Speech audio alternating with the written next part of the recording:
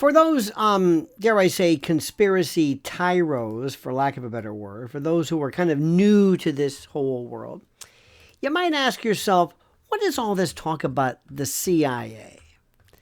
Do they really involve themselves with talk shows and podcasting? And would they be involved in all of this connection as to gate schools and, recruiting and grooming? Is this that conspiracy tinfoil stuff going a little nuts? You don't even know the half of it. You see, this is important for you to grasp.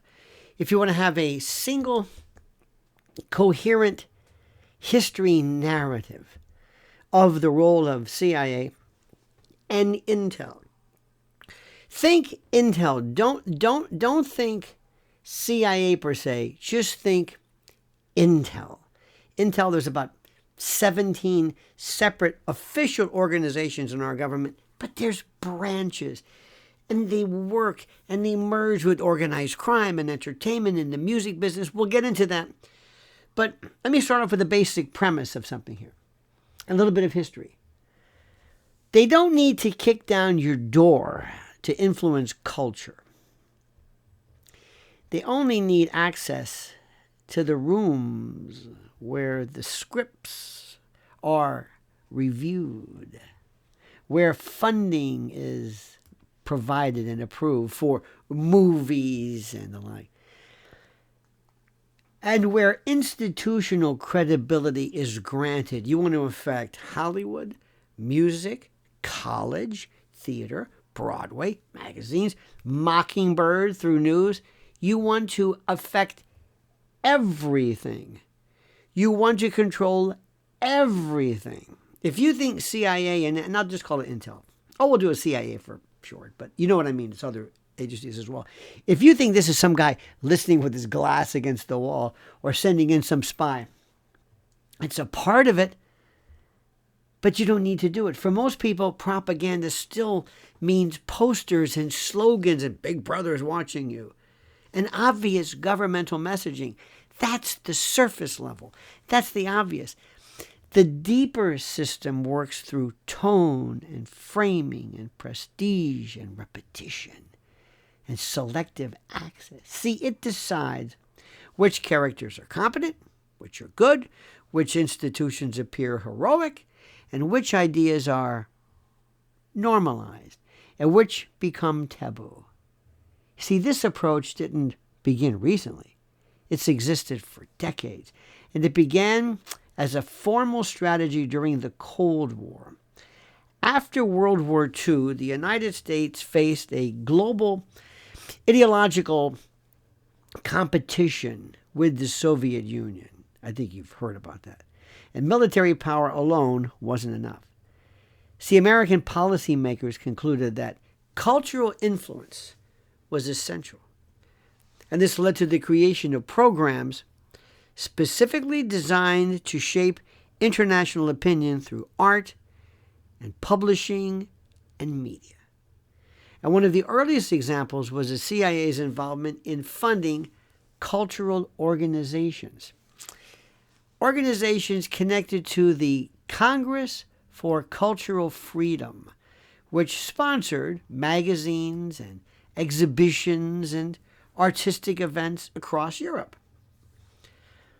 These programs promoted modern American art, particularly abstract expressionism, as a symbol of freedom and individual expression in contrast to Soviet realism. And this effort is documented in multiple historical studies, multiple declassified materials. The objective wasn't simply artistic promotion. It was ideological positioning.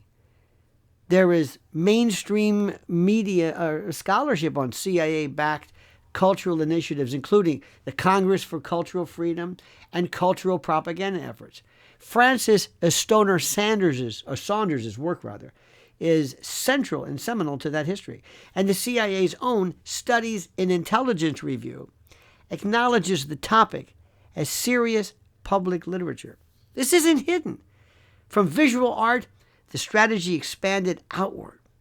Cultural exchanges, orchestral tours, literary journals, and publishing networks were quietly supported to shape elite opinion abroad. Eventually, the same logic moved into film and television. Hollywood represented unmatched global reach. A single movie could reach more people than years of diplomatic messaging. And that, of course, made entertainment an attractive vehicle for influence, control, and the dissemination of new ideas. And also to show how we live. This is the way, this is America. Look how great we are, how cool we are. Come on. One of the earliest documented examples of direct CIA involvement in film was the 1954 animated adaptation of George Orwell's Animal Farm. This is well supported by multiple accounts, including History.com, The Guardian's own reporting, plus animation industry histories. Historical reporting shows that the CIA covertly acquired the rights to the book through intermediaries and financed the production.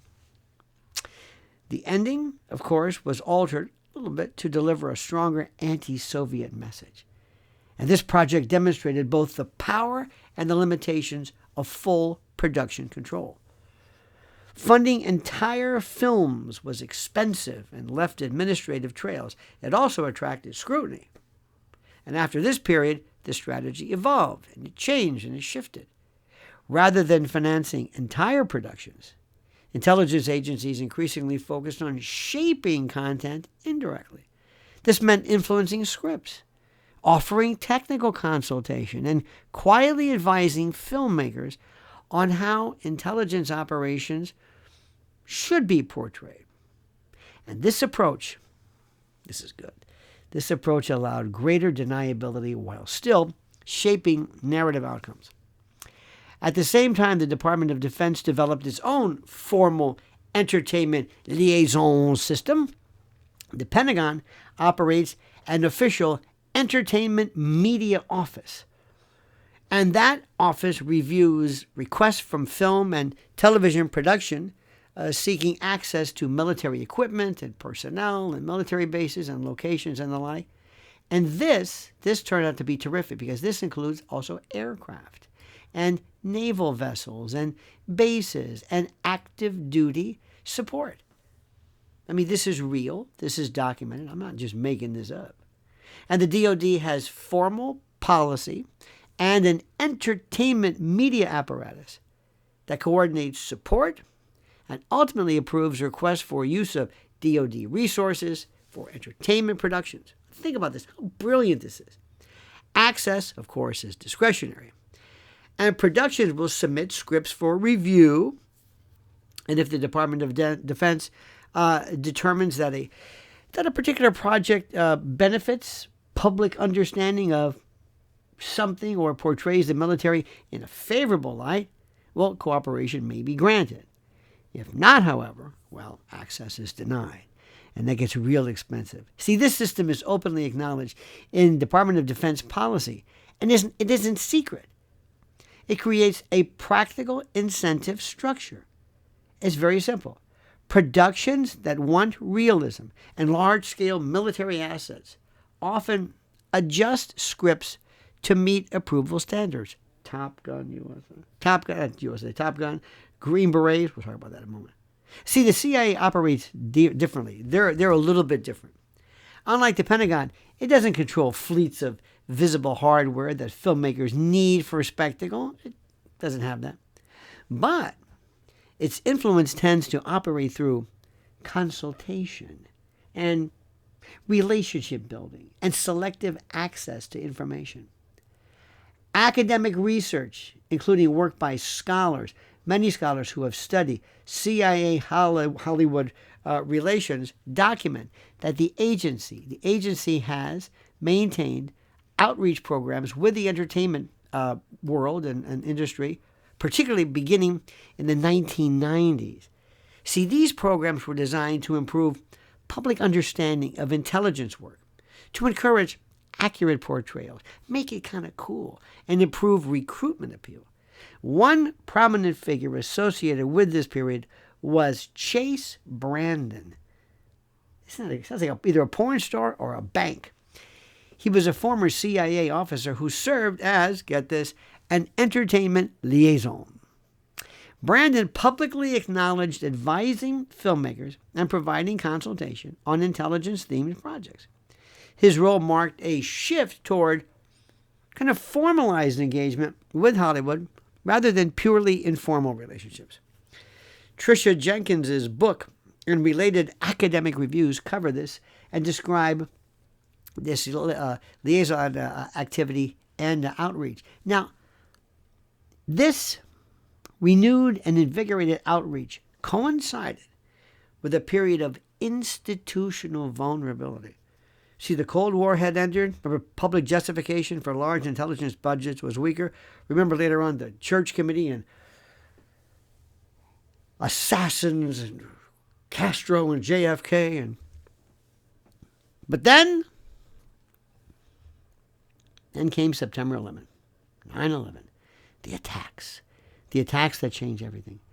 Intelligence agencies faced intense criticism. Criticism well-directed for failing to prevent the attacks. We'll talk about that later. Congressional investigations, public outrage, and media scrutiny, of course, followed. Now, in this environment, reputation management became a priority. Following 9/11, there was a dramatic increase in intelligence-themed entertainment. Television series such as 24, Alias, and Homeland represented intelligence officers as deeply flawed but ultimately necessary and devoted to keeping us safe. Necessary guardians operating in morally complex environments. See, major films emphasized urgency and heroism and technological sophistication. And these narratives often framed extraordinary surveillance powers and aggressive tactics as, well, unfortunate niceties and necessities required to prevent catastrophe. You understand? Different times, different tactics. Now, while entertainment creators made their own artistic choices, the broader pattern aligned with institutional messaging priorities. Now, interestingly enough, influence also expanded beyond scripted drama.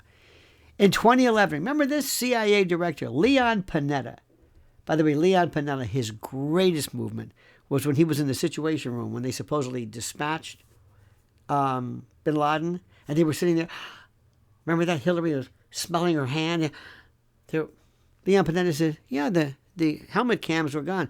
The screen was black. We weren't watching anything. He spilled the beans. So that was all performative, all kabuki theater. But anyway, in 2011, CIA Director Leon Panetta appeared on the TV program Top Chef during an episode filmed at CIA headquarters in Langley, Virginia. This wasn't fictional dramatization. It was a real appearance by the sitting CIA director in a popular entertainment format to show the human side, the cool side. And the stated purpose was public outreach. The effect was normalization. See, when intelligence leadership appears in lifestyle entertainment, it signals a kind of a cultural legitimacy and a familiarity rather than secrecy and controversy. We're the good guys. We're your neighbors. We're your neighbors. Now, this strategy reflects a broader trend in public relations. Institutions increasingly seek to embed themselves within popular culture rather than communicate solely through formal press channels. It makes sense.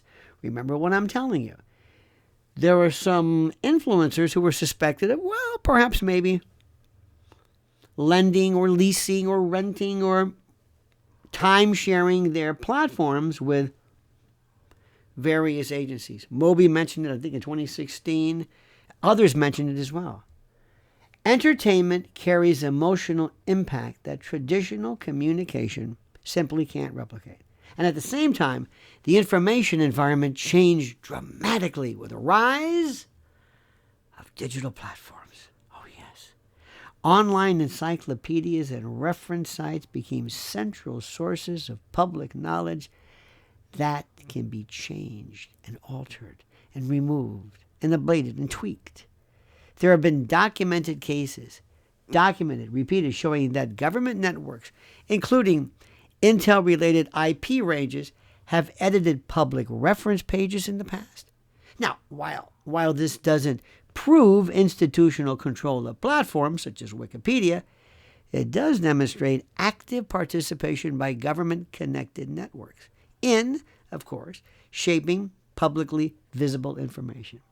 And some researchers and journalists have raised concerns about narrative locking and editorial gatekeeping and selective enforcement of content policies. These concerns remain debated and unresolved, but they illustrate how information management has shifted from broadcast media to digital infrastructure like that. And the influence systems, ecosystem, they now span entertainment, journalism, education, sports, flyover, bread and circuses, reference platforms. Movies reinforce television narratives. Television narratives reinforce news framing. And news framing reinforces academic discourse. Academic discourse reinforces reference material. And over time, this creates a reinforcing loop where certain interpretations become dominant and alternatives struggle to kind of gain visibility. Some observers have argued that this influence has increasingly shifted inward. Maybe.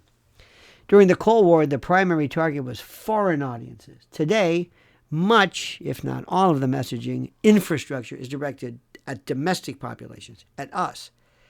Cultural polarization, political distrust, and institutional legitimacy are now internal concerns. Intel and security narratives increasingly focus on domestic threats, misinformation, extremism, and internal stability. Entertainment often mirrors these themes. It's important to distinguish between documented history and areas of suspicion. There is incredible evidence. History is replete with Cold War cultural programs, Pentagon script review policies, CIA consultation relationships, and public outreach efforts such as, of course, Panetta's appearance. Now, there is evidence, of course, regarding claims of direct script deletion by embedded operatives at specific studios in the 1950s. Writing there and saying, nope. Some sources have suggested cooperation and reporting relationships existed between studio executives and Intel contracts. Nobody knows, how much. But there is credible scholarship about how Paramount executive Luigi Luraschi reporting to a CIA contact and sharing information happened on a regular basis. It all supports a kind of a relationship between Paramount and the CIA. There are many, many aspects of this going on.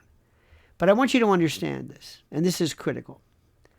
I hope that I was able to at least provide at least something of an indication to show that the CIA is everywhere. Go back and look. During World War II, Frank Capra, the studio heads, many of these studio heads were Eastern European Jews who were themselves involved in pogroms and who came to this country seeking freedom, whose lives were saved by this great country. And they did everything in their power to act specifically in any way possible to shape the narrative. During World War II, people like Vito Genovese, who was responsible for acting as almost like Intel adjuncts in Sicily. These were very patriotic people, loved this country, and wanted to crush Mussolini, as did organized crime with Castro. So Johnny Roselli, who worked the mob liaison with Las Vegas and entertainment, worked as an interface with Intel and military, and you had strange bedfellows. And one of the things they did for the longest time was the idea of picking people and promoting people. Again, people within the family system. Who are we looking for? They're always building a bench. Barack Obama kind of came out of nowhere. People said, you're going to be good. They're always scouting. Always, always, always scouting. Remember one thing, too, which is important, especially when you read these things. During democratic regimes, the enemy is always internal. Republican regimes, the enemy is always external. Foreigners, terrorists. Democrats believe that the enemy is from within. Libertists, people who believe in the Constitution, Tea Party members, Turning Point USA, CPAC. That scares them. So understand that. Think of this as a wonderful immune system in your body, just like you have biota, you have good gut health, and you have bad gut health, and you have varieties of this, and you have this wonderful balance, this homeostasis. Intel, do not think about the spy breaking into offices and stealing, maybe. But it controls and steals our opinion. So when Candace Owens talks to you about gate programs and the like, and CIA and who's who and November Renaissance, this is exactly what I've just told you about. This is as old as you can imagine. It's critical thinking to understand that. Critical. So thank you, my friends. Let me also tell you, in addition to a war on for our souls and our hearts and our liberty, there's a war on our children. And what they are doing is still an abomination. Please follow my wife at Lynn's Warriors on YouTube. You can't believe what is happening. You cannot believe that. Everything that we're seeing right now pales by comparison to that. So thank you for this. Thank you for your great comments. Please like this video. Hit the little bell and so you're alerted to live videos and new lives and new videos.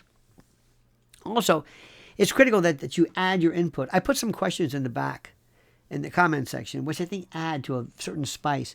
And your review of them have been fantastic. I thank you so much for that. Thank you for your comments. Thank you for your focus on this. This is fascinating stuff because it's real. So, my friends, I thank you so much for watching. Please subscribe, and comment as you see fit.